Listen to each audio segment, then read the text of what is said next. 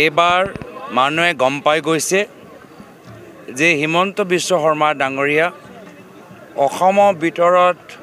এটা জুই লগাবলৈ বিচাৰে আৰু তাৰ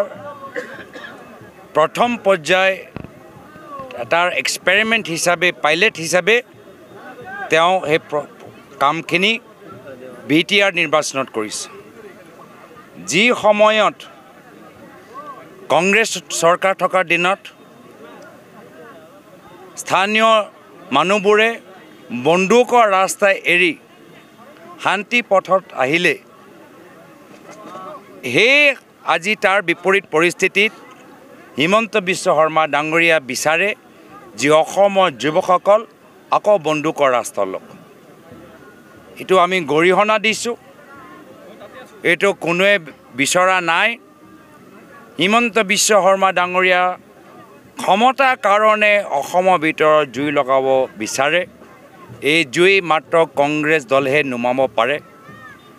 হিমন্ত বিশ্ব শৰ্মা ডাঙৰীয়া কয় প্ৰথম শ্ৰেণী নাগৰিক দ্বিতীয় শ্ৰেণী নাগৰিক ইয়াত অসমৰ ভিতৰত মাত্ৰ এজনে ব্যক্তি প্ৰথম শ্ৰেণী নাগৰিক হৈ আছে এয়া হ'ল হিমন্ত বিশ্ব শৰ্মা ডাঙৰীয়া তেওঁ আজি তাৰিখত কৰৰপতি মুখ্যমন্ত্ৰী হৈ গৈছে ৰাইজ আজি তাৰিখত দুখীয়া তেওঁ আজি পৰিবাৰৰ নামত শ বিঘা মাটি ৰিজৰ্ট আজি জনসাধাৰণ ভূমিহীন মাটি অধিকাৰ তেওঁলোকৰ ওচৰত নাই তেওঁলোকৰ পৰিবাৰে 5 ষ্টাৰ স্কুল খুলিছে জনসাধাৰণৰ আজি চৰকাৰী স্কুলবোৰ বন্ধ হৈ গৈছে তেওঁৰ ল'ৰা 17টা কোম্পানী মালিক আৰু জনসাধাৰণৰ ল'ৰা ছোৱালী আজি উপায়হীন এতিয়া ড্ৰাগছ ল'বলৈ আৰম্ভ কৰিছে তো প্ৰথম শ্ৰেণী নাগৰিক মাত্ৰ হিমন্ত বিশ্ব শৰ্মা ডাঙৰীয়া বাকি আমি সব দ্বিতীয় শ্ৰেণী নাগৰিক চিনাকি অচিনাকি কয় মাত্ৰ আদানী আৰু আম্বানীক চিনি পায় এই কাৰণে অসমৰ জনজাতিসকলৰ প্ৰায় 40,000 বিঘা মাটি আদানী আম্বানী আৰু পতঞ্জলিক দি দিলে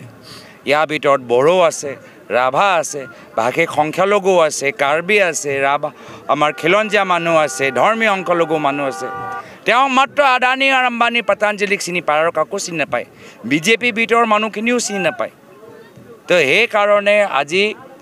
কংগ্ৰেছ দল ৰাইজৰ মাজত বিকল্প হিচাপে ওলাই আহিছে মণ্ডলে মণ্ডলে বুতে বুতে আমি গুৰুত্ব দিছোঁ কাৰো যে ভোটৰ দিয়া অধিকাৰ আগন্তুক দিনত কৰ্তন নহয় এই SIR যোগেদি ভুৱা ভোটাৰ নোহোমাই তাৰ বাবে আমি বিশেষকৈ আমি প্ৰশিক্ষণ দিবলৈ আৰম্ভ কৰিছোঁ বিহাৰত আদি ৰাহুল গান্ধী ডাঙৰীয়া আজি